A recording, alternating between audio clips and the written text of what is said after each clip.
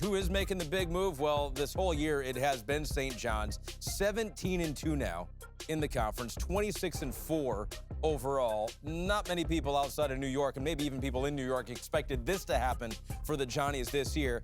Creighton second, Marquette, and then you got UConn, the top four, the most likely NCAA tournament teams. Are we appreciating what's happened this year with Rick Pitino and St. John's enough, you think? To me, I think he's the National Coach of the Year. And look, Bruce Pearl's done an incredible job. John Shire's done an incredible job. Coach Golden at Florida's done an incredible job. But to me, it's been so hard to win at St. John's for so long. And now all of a sudden a legend comes in. It makes everybody believe. Cultivates a culture there.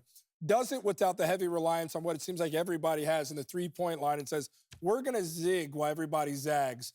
And you're gonna play our style of game, and to do it consistently in that way with the guys that have been kind of thrust in there, it's just been so impressive to me. I think he's a national coach. When you look at the Garden, and he alluded to it after that win against UConn, that last year, that UConn-St. John's game, it was half UConn, if not more UConn fans in the Garden, and it's completely flipped.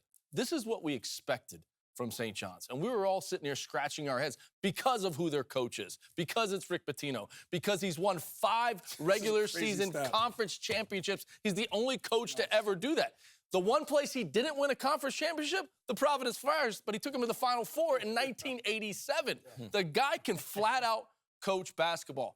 You just alluded to it, Jordan. They're doing it in a little bit of a different way.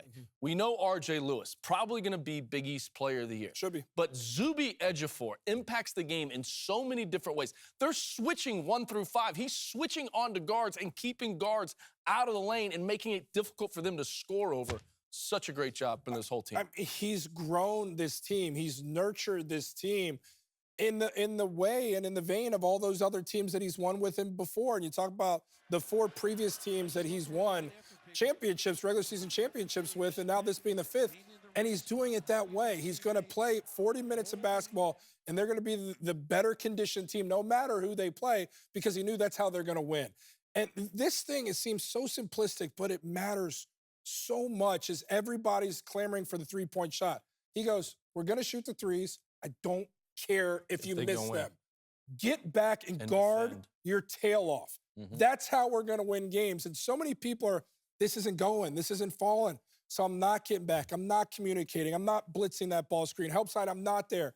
He knows if that constant remains with the real vigor and being conditioned to be able to do it for 94 feet, we can overwhelm you. Legit. That's what they're doing.